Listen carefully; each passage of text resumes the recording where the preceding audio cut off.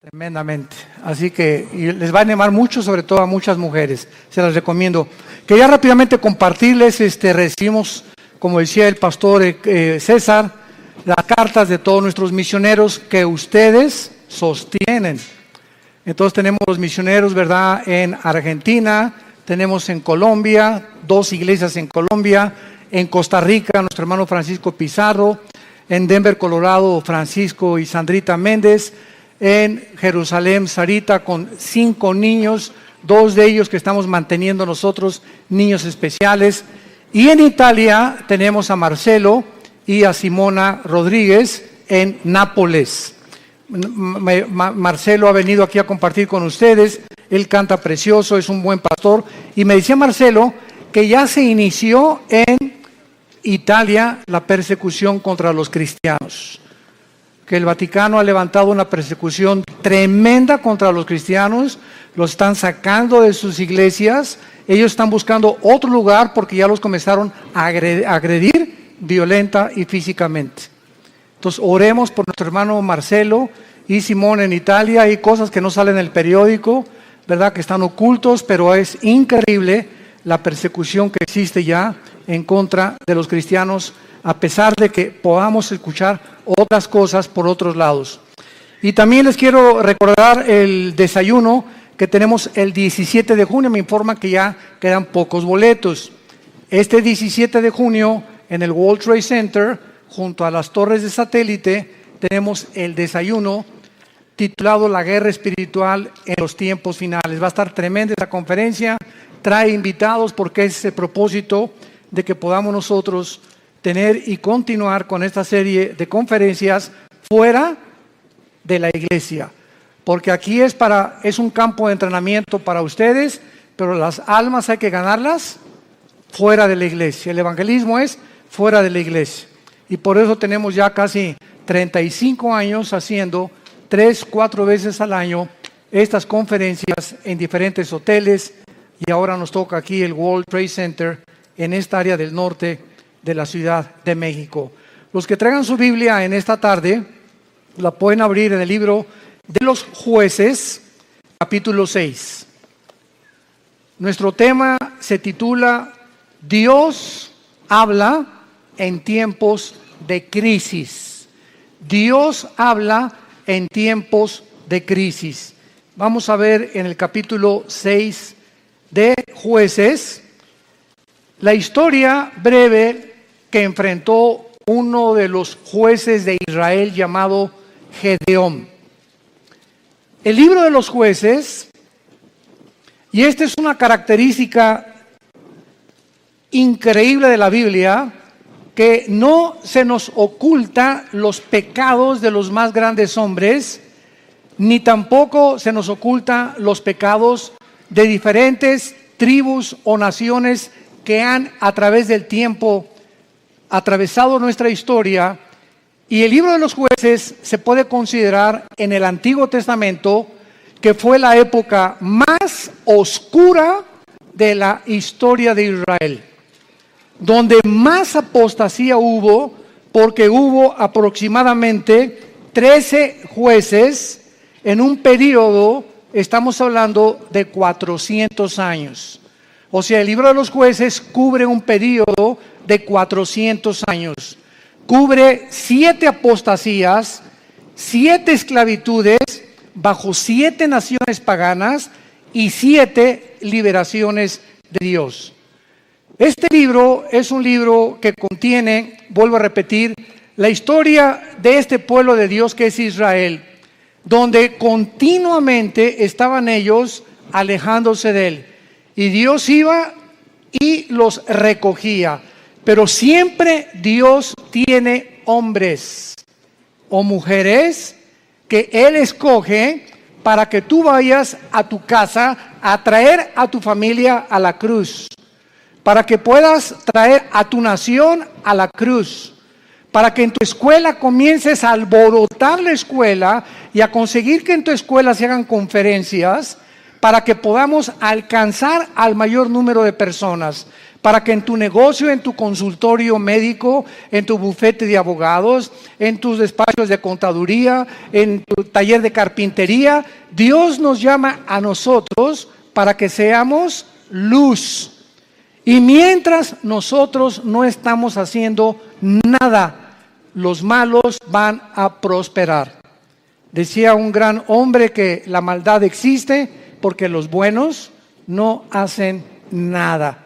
Entonces, si nos limitamos a ser cristianos de domingo y solamente venimos el domingo a persinarnos y a tener un devocional, oír la palabra, y no entendemos la responsabilidad tan enorme que Dios nos ha encomendado, estamos muy, muy lejos de poder verdaderamente presentarnos delante de Dios sin tener nada de qué avergonzarnos. El libro de los Jueces describe, repito, una de las peores épocas que atravesó Israel. Fueron tiempos de apostasía muy grandes, por lo que Dios tenía que levantar hombres para que volvieran el corazón del pueblo a Dios.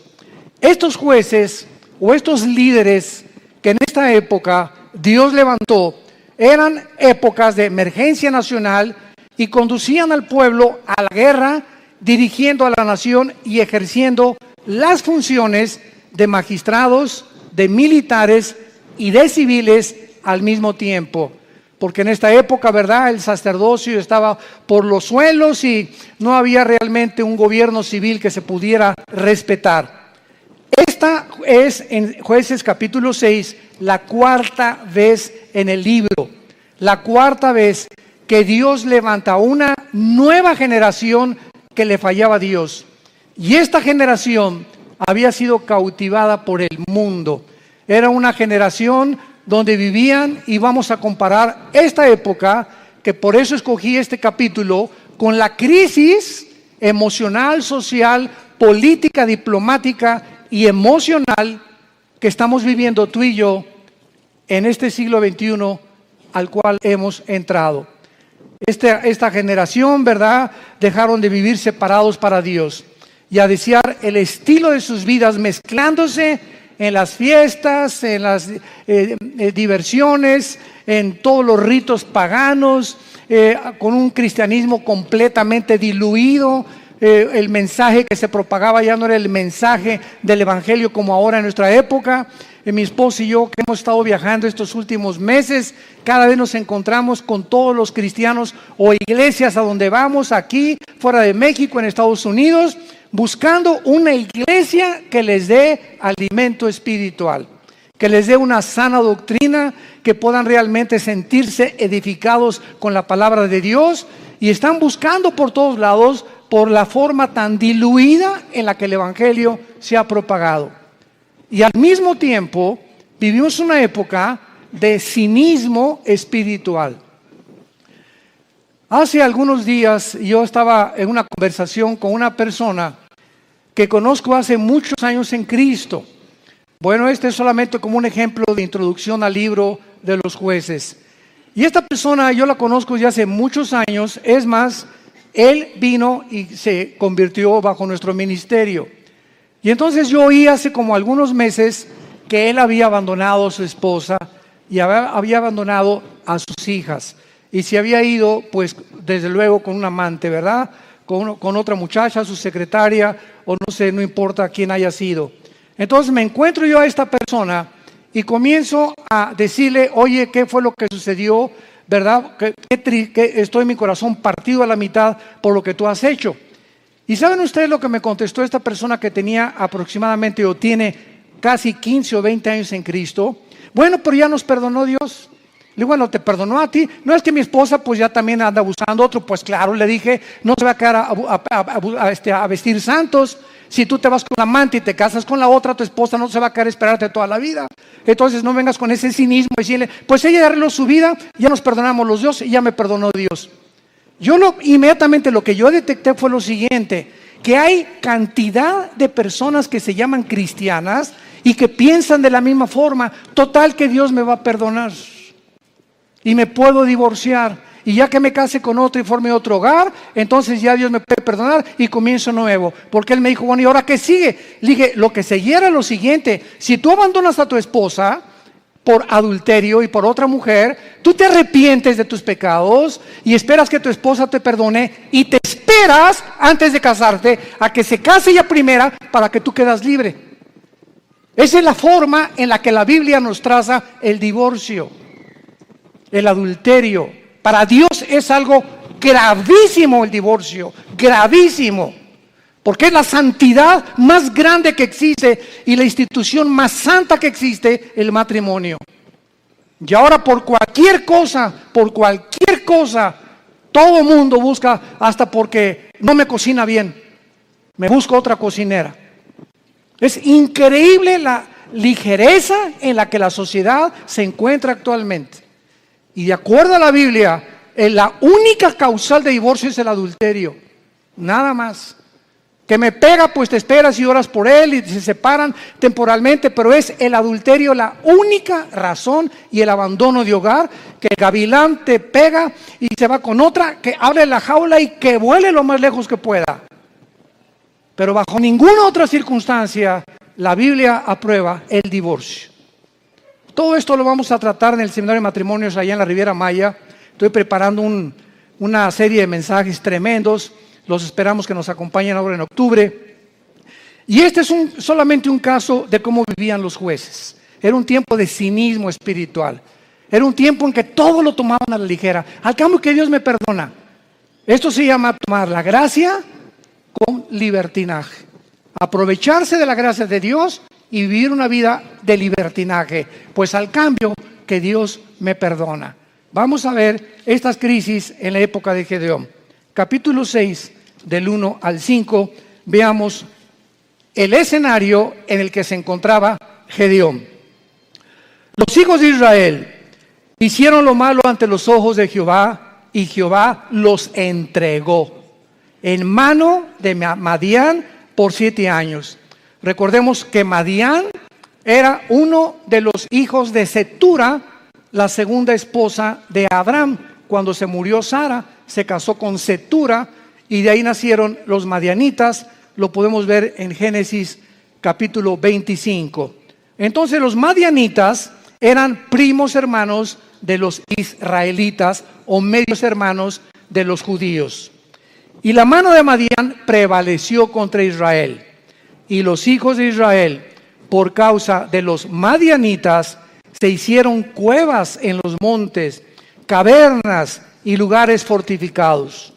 Pero pues sucedía que cuando Israel había sembrado, subían los madianitas y amalecitas, y los hijos del oriente contra ellos subían y los atacaban. Y acampando contra ellos, destruían los frutos de la tierra hasta llegar a Gaza.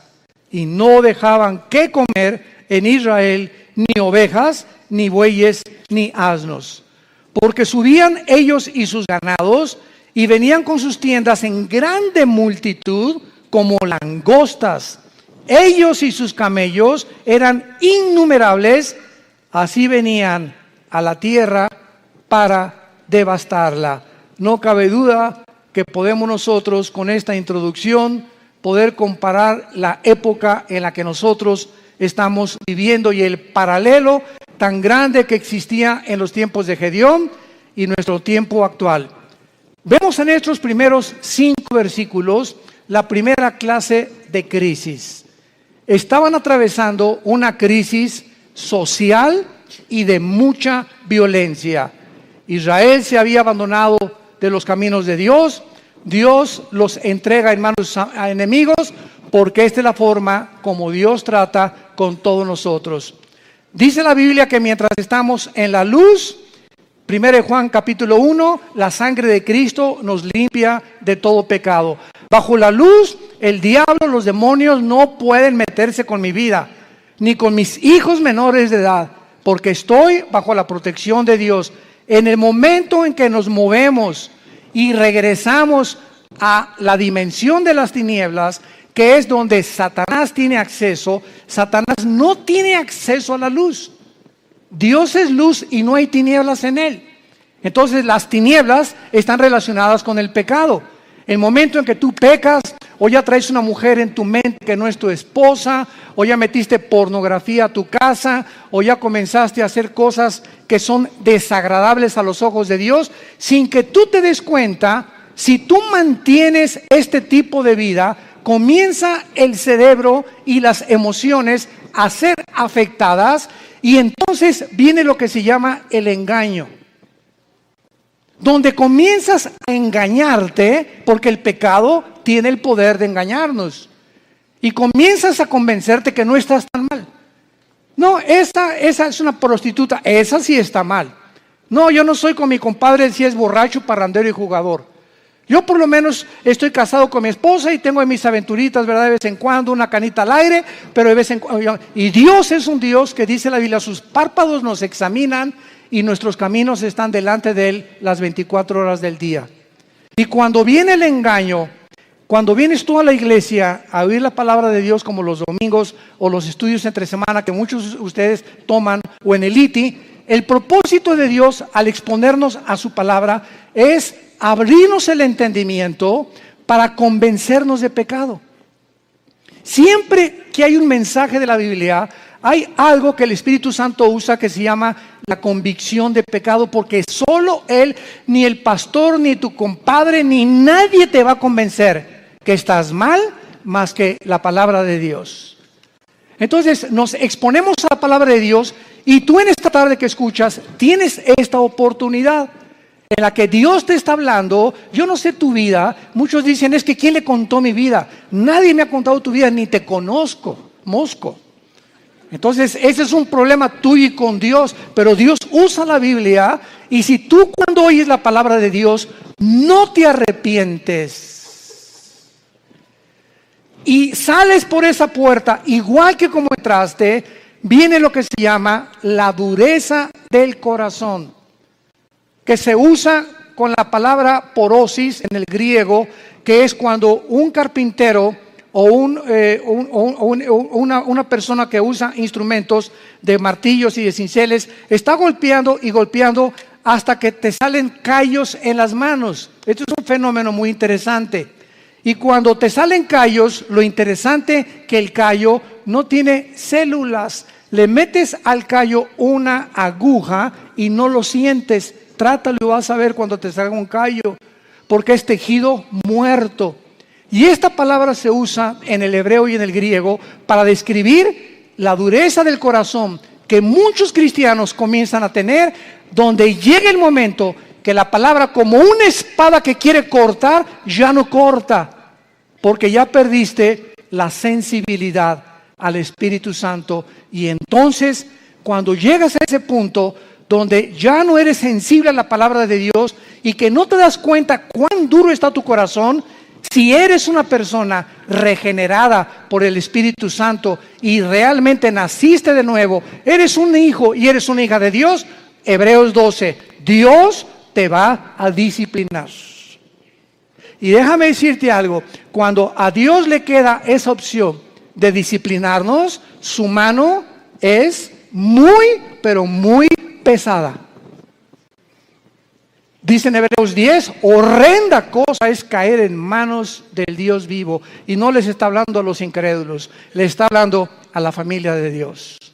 Su mano es muy pesada, porque Cristo dijo, es preferible que pierdas tu mano, tu pierna, tu brazo o tus ojos o lo que sea físicamente, a que entres al infierno entero.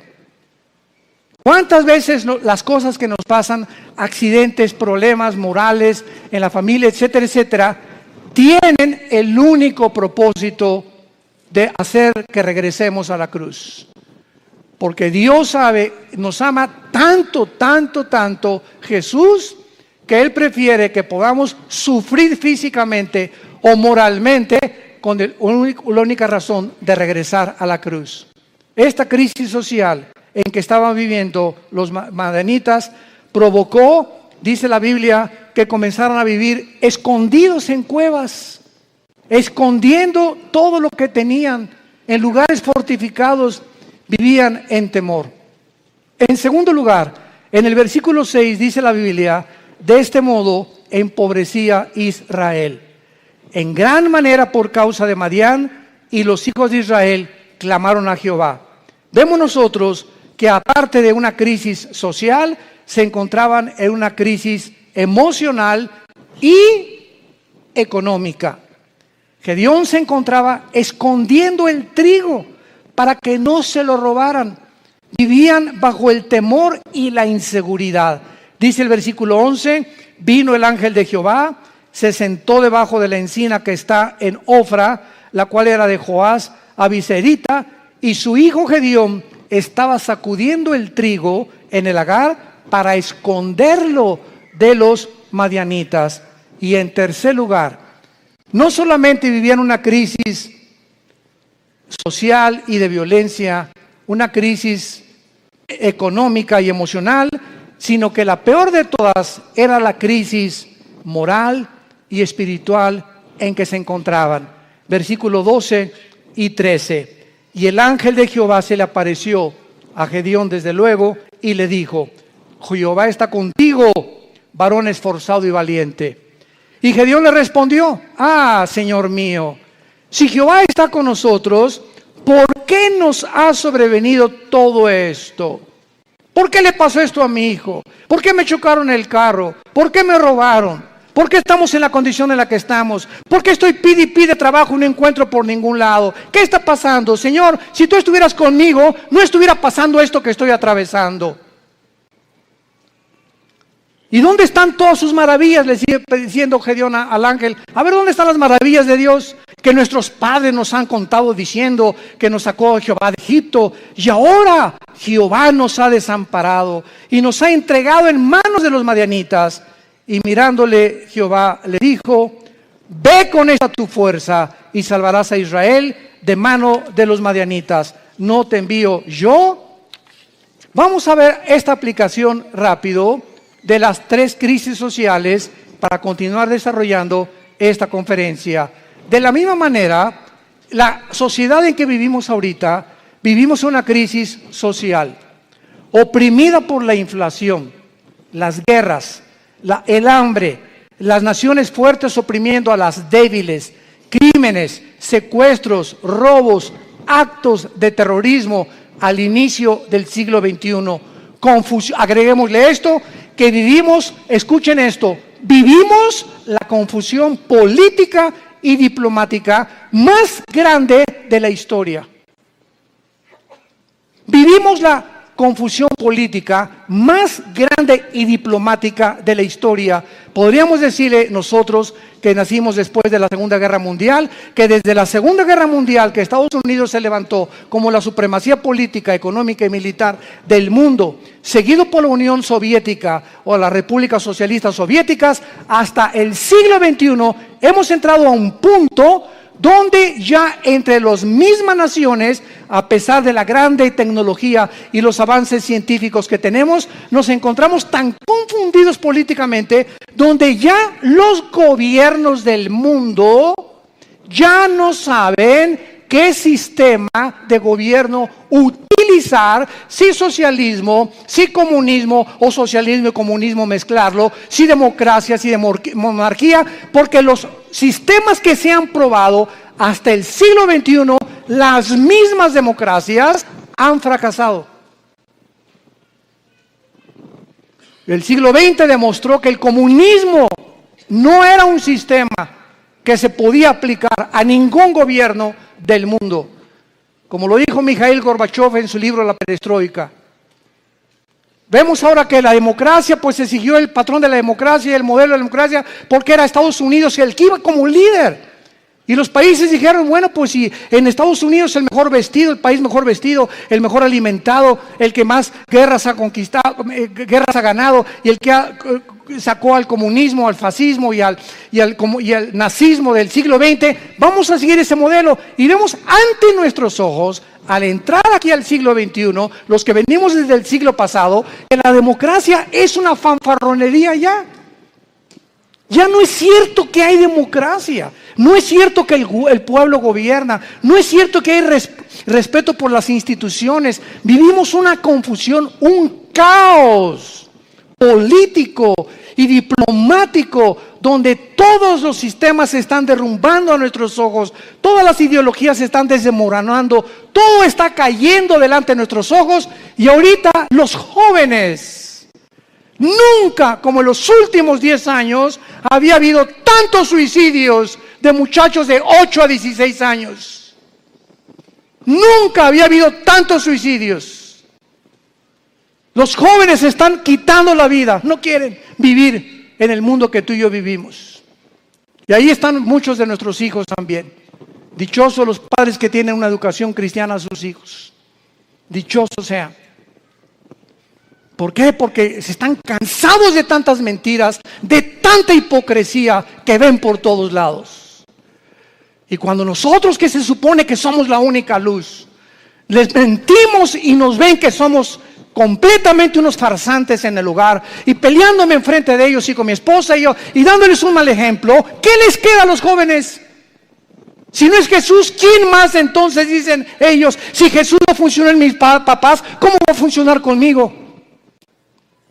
Y en el día del juicio y el día del tribunal de Cristo daremos cuentas de todas estas ingratitudes y deslealtad que tuvimos hacia Dios.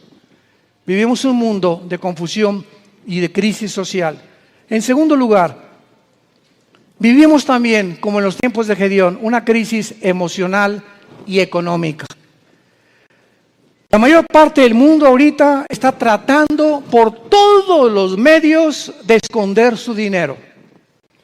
¿En qué puedo invertir mi dinero? No se imagina la cantidad de correos que nos llegan. Oiga, ¿qué me recomienda, pastor? ¿Comprar euros o en el dólar o en Wall Street o comprar bienes y raíces? Dicen que el dólar va a seguir cayendo, que viene un caos económico en Estados Unidos que va a hundir el peso aún más todavía, etcétera, etcétera. Y todas las cosas que comienzan a bambolearse, como dice en Hebreos 12, voy a sacudir los cimientos del mundo, la economía, la política, los temas, todo va a comenzar a bambolearse. Así vivimos un mundo donde comenzamos a ver que todo es inestable, todo, no hay nada firme, todo está cayéndose a nuestros ojos, la moral por los suelos, como lo vamos a ver también, la política, la economía, la ideología, todo. ¿Qué entonces hacemos los cristianos? Vivimos una época de crisis, ¿quién lo puede negar? ¿Qué vamos a hacer entonces con el dinero? ¿Vamos a estar igual que el mundo, preocupándonos en qué invertir, escondiendo el dinero debajo del colchón de la cama? Es la crisis en la que estamos viviendo, emocional y económica. Y tantos impuestos, vive la gente angustiada, temerosos, llenos de estrés.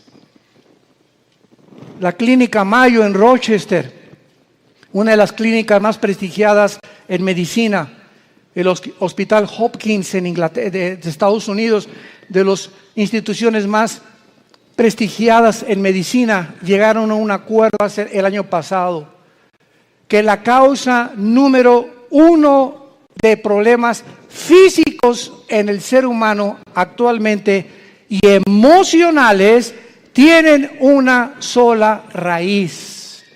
Ya no son ataques al corazón, entonces consecuencias, el problema y el peligro más grande que está asumiendo al mundo ahorita, robándole la salud, se llama el estrés.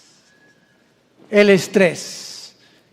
Aún mismo el estrés te hace subir el nivel de tu colesterol y de tus triglicéridos.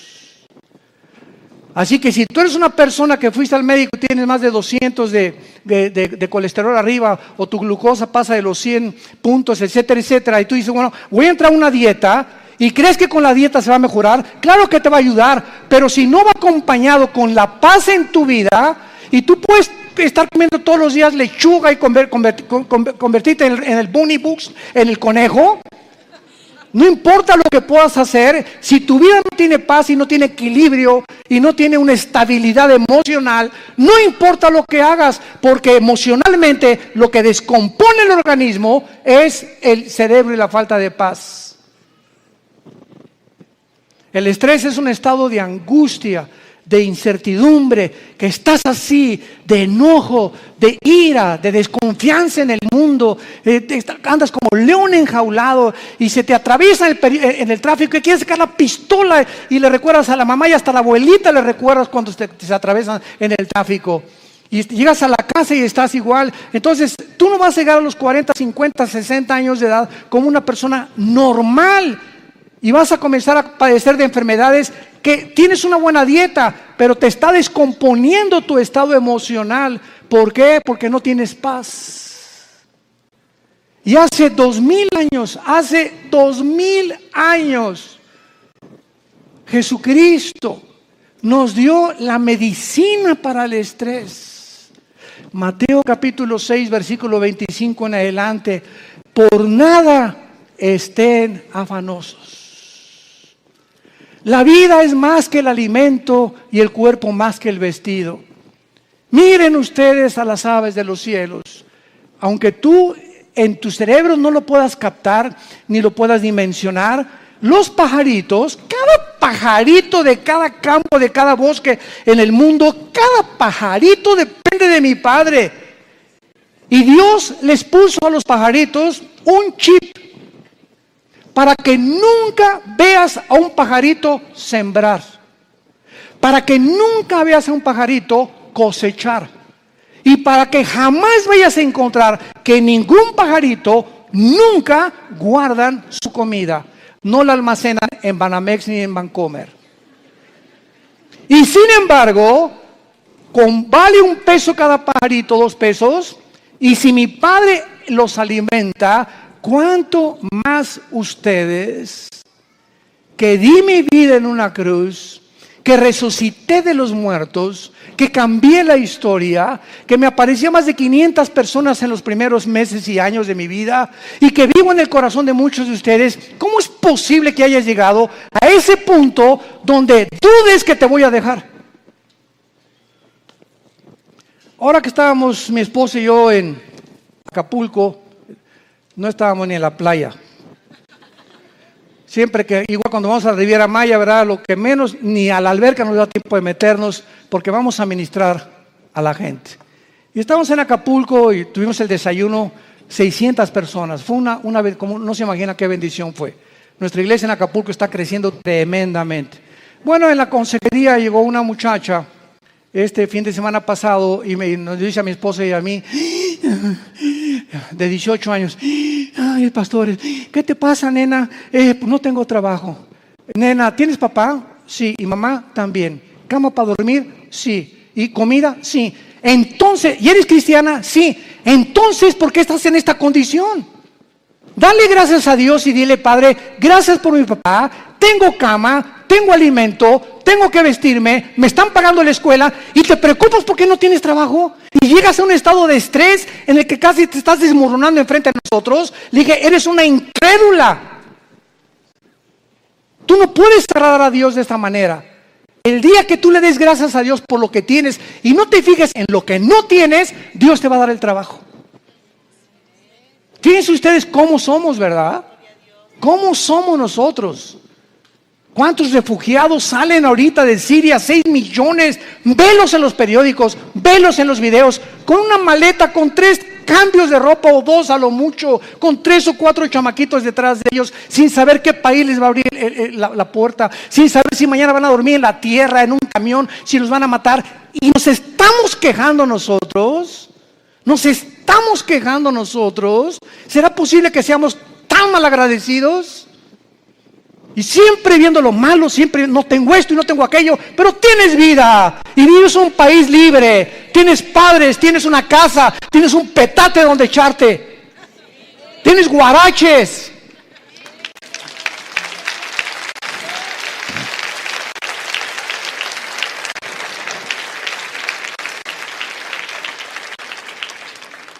Vivimos una crisis moral y una crisis espiritual, no cabe duda. Y tenemos que entender que no es como comenzamos, recuerda esto, sino como terminamos lo que vale delante de Dios.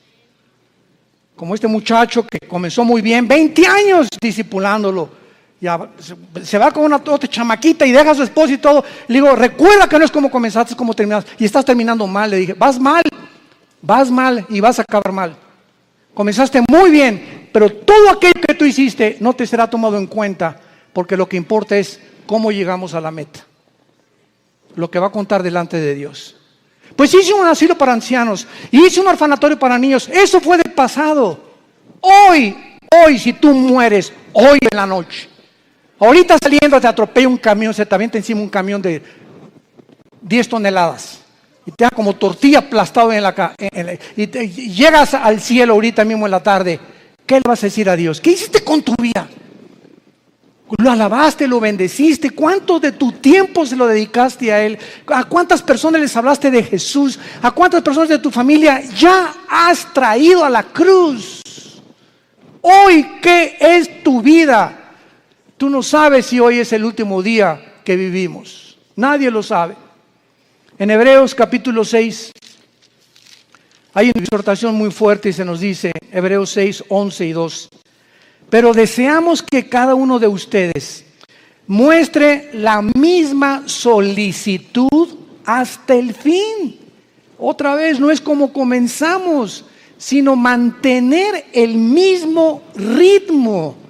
Por eso se compara la vida cristiana con los maratones en Hebreos 12. Que corramos de tal manera que alcancemos el premio. Entonces, no es solamente como comenzamos, sino mantener el ritmo, y vienen los ánimos, y vienen las tormentas, y vienen las lluvias, y problemas, y el dólar, y el petróleo, y las guerras, y nada te apachurra, nada te amedrenta, pues ya sé las cosas, ya me quiero morir. No, de todas las cosas, el espíritu que Dios nos ha dado es un espíritu de poder, es un espíritu de amor, de dominio propio. Pero cuando tú te despegas de este libro y cuando tú abandonas a Dios, viene como una catapulta, como un huracán, como un tsunami, todos los problemas en tu vida, y no tienes fuerzas para poder soportarlo, ni para poder resistirlo, y te vienes al suelo, y te emborrachas, y te drogas, y abandonas a tu esposa, y comienzas a buscar las salidas fáciles, porque no tuviste el poder que no le dijiste al Espíritu Santo que te fortaleciera. Y por eso muchos de ustedes viven una crisis moral, de depresión y de estrés, porque no es cierto que creen en Jesús. Se han soltado de Jesús, y en este tiempo de crisis el corazón está siendo probado. Dios nos está probando en esta época, porque escúchenme, somos la última generación que estoy seguro que nos vamos en el arrebatamiento de la iglesia. Y por ser la última generación, nos va a pasar por el fuego Dios. Por el fuego. Y las pruebas van a demostrar cuántos realmente eran hijos e hijas de Dios. Deseamos que cada uno de ustedes muestre la misma solicitud para plena certeza de la esperanza, a fin de que no se hagan perezosos, sino imitadores de aquellos que vean las dos cosas y los dos elementos indispensables, la fe y la paciencia, heredan las promesas. Si tú no confías en Dios y no eres paciente con Dios, tus anhelos, tu destino, tus sueños, tu visión, lo que tú quieras para tus hijos, para tu matrimonio y para tu negocio, no lo verás realizado, porque te diste por vencido, porque tiraste la toalla, porque dijiste, no, ya, avienten la toalla, paren la pelea, ya no aguanto tanto trancazo. Y estamos en un mundo donde vemos los campos llenos de cristianos amargados. Llenos así, si pudiéramos hacer una visión espiritual, así, llenos los campos de cristianos quejumbrosos, amargados, estresados, llenos de rencor, nunca aprendieron a perdonar, nunca se sobrepusieron, nunca pudieron descubrir el poder de la resurrección de Jesucristo en sus vidas, y así te van a enterrar y va a poner un letrero ahí en tu tumba que diga, este fulano nació en las tinieblas, vivió en las tinieblas y regresó a las tinieblas. Nunca vio la luz, no la quiso ver. Y en Hebreos 10, otra exhortación con las mismas características. Hebreos 10:35 en adelante. No perdáis pues vuestra confianza, que tiene grande galardón, porque les es necesaria la paciencia, para que habiendo hecho la voluntad de Dios, obtengáis la promesa. Pero aún un poquito y el que ha de venir vendrá y no tardará, mas el justo vivirá por fe. Y si retrocediere, no agradará a mi alma. Pero nosotros no somos de los que retroceden para perdición, sino de los que tienen fe para preservación del alma. El que tiene al Espíritu de Cristo, porque recibirán poder cuando el Espíritu venga sobre vosotros. El que realmente ha nacido de nuevo, el que ha sido regenerado en su naturaleza y se le ha impartido la naturaleza divina dentro de su alma, esa persona puede caer y puede decir con Pablo, estamos en problemas, pero no desesperados. Estamos con muchas adversidades, pero no angustiados. Perseguidos, mas no desamparados. Derribados, pero no destruidos. Llevando por todas partes la muerte de Jesús en nuestros cuerpos, para que la vida de Jesús se manifieste a través de nuestros cuerpos mortales. Esta es la expresión de un hombre de Dios. Un cristiano verdadero tiene problemas, pero nunca llegará a la angustia.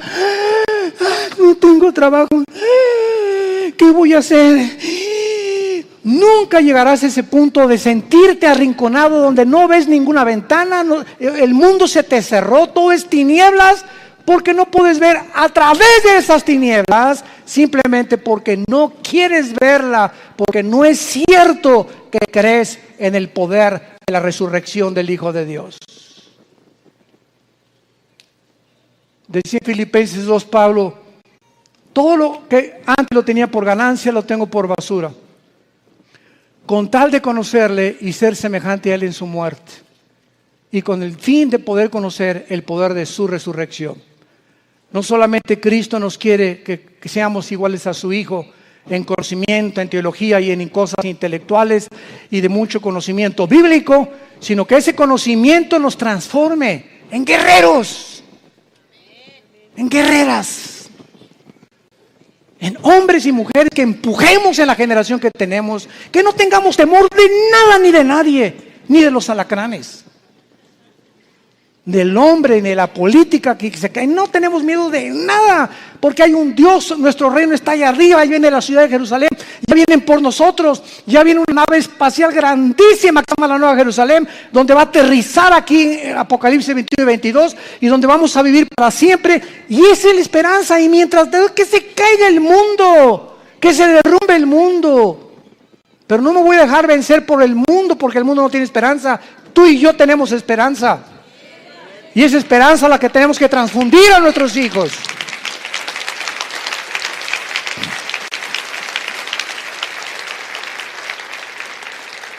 No caigamos en lo que al principio Gedeón estaba cayendo.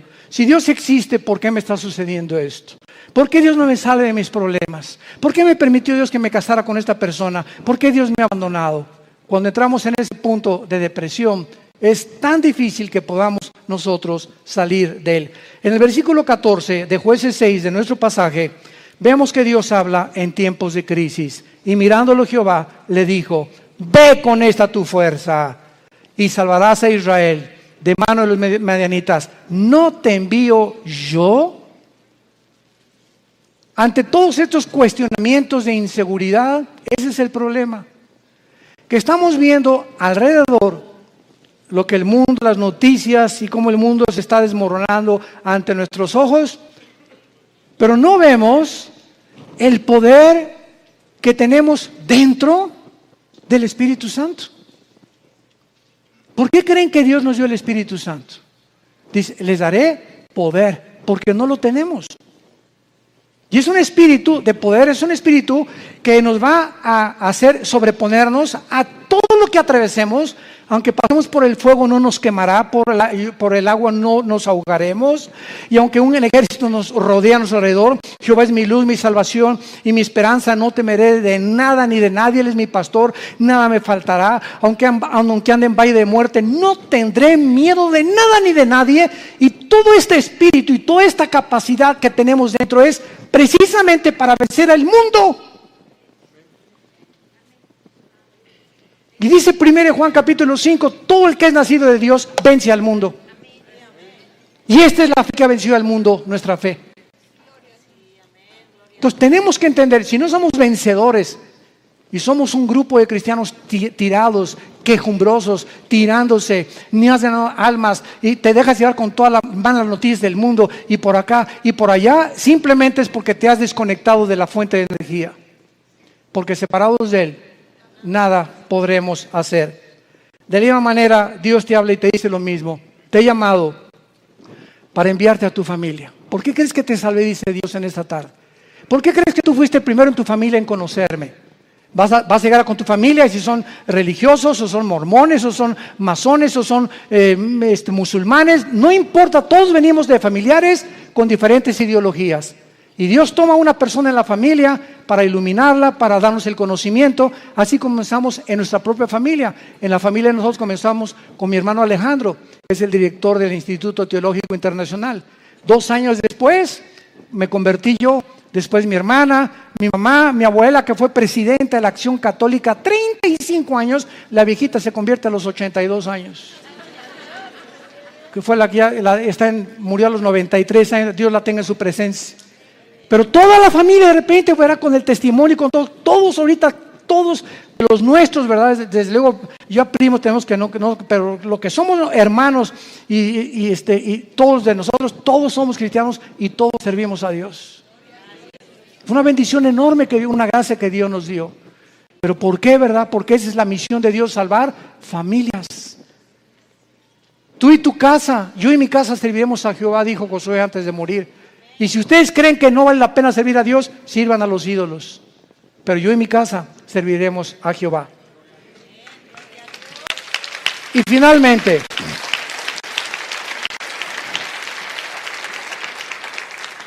Gedeón le responde a Dios, versículo 15 y 16. Entonces le respondió: Señor mío, ¿con qué salvaré yo a Israel? He aquí que mi familia es pobre en Manasés, y yo el menor en la casa de mi padre. Jehová le dijo: ciertamente yo estaré contigo y derrotarás a los madianitas como a un solo hombre. ¿Has tú también argumentado igual con Dios? Señor, pero ¿cómo salvaré a mi familia? ¿Cómo les puedo testificar si soy débil? ¿Cómo me pones a mí de maestra escuela dominical si con trabajo sé enseñar? ¿Cómo me quieres mandar a mí de misionero si tengo miedo de los afganistanes y ahí en Venezuela? ¿Cómo me mandas a mí de estas cosas? Y siempre estamos viéndonos nuestras capacidades. Siempre estamos viendo lo que nosotros podemos o no podemos hacer. ¿Cómo no me van a mí escuchar si en mi clase les hablo? Soy tartamudo, Señor. No veas tu tartamudez, no veas tus discapacidades, no veas tus debilidades, velo a Él. Eso fue lo que Moisés le dijo también. ¿Cómo me mandas a Faraón? Y le dijo Dios: ¿qué no hice yo el oído y no hice yo la boca? No tengas miedo, vas en mi nombre y yo te daré el poder y la capacidad que ni siquiera conocías, porque cosas que están ocultas y que no han consumido el corazón del hombre y que el hombre no ha conocido son las que Dios tiene escondidas y guardadas para los que le aman y creen en Él. Ve, sé valiente, ve con tu familia, sé valiente con tus amigos, sé valiente en tu trabajo, háblales del Señor, háblales de Cristo. Tú no te imaginas, cuando acabes de hablar, te vas a preguntar: ¿fui yo? Así es, comenzamos a desconocernos. Yo antes de subir un púlpito, ¿verdad? Estuve 3 años de misionero, primero en la sierra. Ahí comencé yo de misionero, lo comentaba ahorita en la mañana al pastor César. Durmiendo en pisos de adobe entre Oaxaca y Guerrero, en la Costa Chica, en la Costa Grande, del 77. Este año, con la gracia de Dios, cumplo 40 años de servir a Dios. Este año. Gracias a Dios. Pero comenzamos. Dormíamos en ladrillos envueltos en periódicos. Me dio malaria, me dio tifoidea 2 veces, temperaturas de 40 grados. Si no había un doctor por ahí, yo no estaría vivo ahorita. Y en esos 3 años yo entiendo ahora que es la forma en la que Dios me quería forjar para que ya entrara yo al ministerio en el 79 con el grupo de Luis Palau. Y en el 81 formamos Vida Nueva para México, ya comenzamos las iglesias en los 80s, pero ha sido unas etapas y un proceso de quebrantamientos, de humillaciones, de pobrezas. No teníamos ni para comer, comíamos lo que arrancábamos de los árboles, lo que yo pescaba ahí en Acapulco. Era una crisis tremenda, y todo ese tiempo fue un tiempo de prueba, de quebrantamiento delante de Dios. Pero sabe una cosa, cuando uno pasa eso, uno pierde el miedo, el temor a ser pobre. Porque si ya pasaste por eso, ¿verdad? Hay aquellos de los pirruris, pirruration. Pero cuando uno fue pobre, y pobre, pero pobre, que duermes en un piso de adobe, y no tienes ni siquiera un cojín donde poder dormirte, ya no le tienes miedo a la vida. Le pierdes el miedo a la vida. Porque sabes que sobre cualquier cosa lo peor que te pueda pasar es eso, y más de allá, la muerte. Y para nosotros es ganancia. Y finalmente, Gedeón, una vez que él comienza a adquirir conciencia de que no es él y que es Dios el que le ha llamado, vemos nosotros que Gedeón, en el versículo 18, lo primero que hace es, le dice al ángel de Jehová, que era Cristo desde luego: ven a mi casa y te voy a poner ofrenda. Y él respondió: esperaré que vuelvas. Entrando Gedeón, preparó un cabrito y panes, etcétera, etcétera. Entonces el ángel de Dios, ya que tenía toda la ofrenda, le dijo: toma la carne y los panes sin levadura, ponlo sobre esta peña y vierte el caldo. Y él lo hizo así. Y extendiendo el ángel de Jehová el báculo que tenía en su mano, tocó con la punta la carne y los panes sin levadura, y subió fuego de la peña, el cual consumió la carne y los panes sin levadura. Vemos nosotros que lo primero que hizo Gedeón fue inmediatamente, después de recibir las noticias, buscar una ofrenda a Dios. Lo primero que un hombre y una mujer cambian cuando comienzan a conocer a ese Dios todopoderoso es que no existe, ni he conocido yo a ningún cristiano grande y poderoso y maduro en el Señor que no sea generoso. Porque es la avaricia y la envidia y la codicia de los bienes materiales lo que nos impide a muchas personas recibir las bendiciones de Dios. Gedeón buscó una ofrenda inmediatamente. ¿Qué le podemos nosotros ofrecer ahora a Dios? Romanos 12:1. Número 1, nuestro cuerpo. Síganme con mucho cuidado. Presentar vuestros cuerpos en sacrificio vivo. Romanos 12:1. Santo, agradable a Dios, que es vuestro culto racional. En el original griego dice: es la manera más racional para vivir. Si tú quieres servir a Dios, lo primero que comienzas es cuidar tu cuerpo. Y no solamente de lo que comes, sino también sexualmente. Nadie puede servir a Dios cuando hay una sensualidad o una sexualidad no controlada.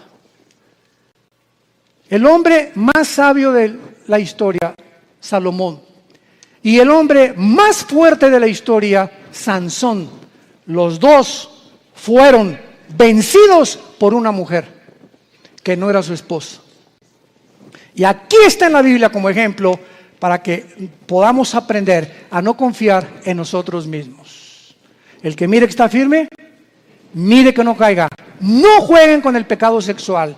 No juegues ni te dejes tocar por tu novio. No toques a tu novia si la quieres. ¿Por qué? Porque eso es santo delante de Dios. No salten a privilegios, jóvenes que me escuchan, que no les corresponden. Espérate hasta el matrimonio. El acto sexual es solamente permitido por Dios y grandemente bendecido dentro de la esfera del matrimonio. Nunca el acto sexual será bendecido antes o ya casado con otra persona que no sea tu esposa, que se llama adulterio. Mientras nuestros cuerpos no sean santos delante de Dios y no tengamos limpia el alma sexualmente y también físicamente, ¿verdad?, una alimentación adecuada, vamos a impedir nuestro avance y las cosas grandes que Dios podía haber hecho con nosotros, no las hará. Dios busca hombres y mujeres santos en toda su manera de vivir, para ser usados como instrumentos a un Dios que es santo. Dice en 2 de Timoteo, Pablo, en una casa hay trastos sucios, en tu casa tienes en el fregadero vasos sucios y tienes en la vitrina vasos limpios. Si llegan invitados, ¿qué vasos usas? Los limpios. Y así en el servicio a Dios hay cristianos sucios que están en el fregadero ahorita. Ahí están, Dios está queriendo lavarlos y no los usa Dios. Y quieres que te use Dios, pero no te puede usar porque no estás limpio, entiéndelo. Entonces, si hay algo que Dios quiere usar ahorita y no aprovechamos esa oportunidad, va a buscar a vasos limpios Dios, porque Él es un Dios santo. No nos perdamos esta oportunidad de servir a Dios por nuestra falta de limpieza y de santidad, porque estamos viviendo ante un Dios santo. Y finalmente, dice el versículo 24, y edificó allí Gedeón altar a Jehová y lo llamó Jehová Shalom, el cual permanece hasta el día de hoy y de Ofra. Vemos nosotros que Dios le dice a Dios, yo soy tu paz, y mientras yo tenga tu paz y yo gobierne tu vida sexual, tus pensamientos, tus emociones, tu destino, tú vas a ser un vaso que te vas a rendir. Y nunca nadie ha podido imaginarse lo que Dios puede hacer con un hombre y con una mujer enteramente rendidos bajo su poder. Te damos gracias, Señor, por tu palabra. Gracias, Señor, porque esta es la paz que podemos tener en medio de cualquier crisis. No importa la crisis que atravesemos, si no tenemos paz, seremos arrastrados con el mundo que nos rodea. Es la paz que tú necesitas también, y entonces vas a entender que Dios te dice, no temas, yo estoy contigo. Yo soy tu Dios que te esfuerzo, sé valiente. Nunca te dejaré, nunca te abandonaré. Vas a entender que Él es suficiente. No necesitamos nada ni nadie más que a Él. Su poder con el que hizo el universo nos levantará, nos fortalecerá siempre. Que te pide que le entregues tu vida completamente en sacrificio santo, agradable a Dios, y que necesitas hacer la paz con Él en esta tarde si no la tienes. Dice el libro de Job 22:21, amístate ahora con Él y por ello te vendrá la paz. Haz a Jesús tu amigo y vas a conocer una paz que sobrepasa el entendimiento, que guardará tus pensamientos y tu corazón en medio de cualquier crisis que atravesemos, porque Él es Jehová Shalom, el Señor nuestra paz. En el nombre de Jesús. Amén. En esta tarde, César, vamos a hacer el llamado. Vamos a hacer el llamado ahorita para muchos de ustedes que no han recibido a Cristo, pero les pido que se pongan de pie para que recibamos esta bendición pastoral antes de que se vayan a sus hogares. Con todo tu corazón, con todas tus fuerzas, con toda tu mente, recibe esta bendición. Dios bendiga tu vida. Oh Dios, dile en tu corazón, sí, Señor. Dios bendiga tu matrimonio. Dios bendiga a tus hijos. Dios bendiga a tus padres, a tus hermanos, tus animales domésticos. Dios bendiga tu trabajo, tu entrada y tu salida.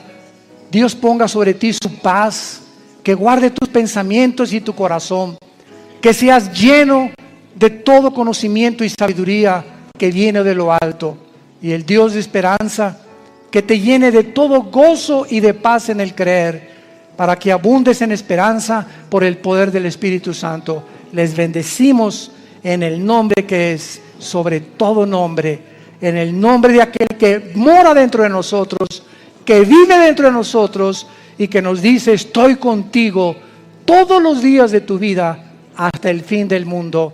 Sé fiel hasta la muerte y recibirás la corona de la vida. Amén. Que Dios los bendiga.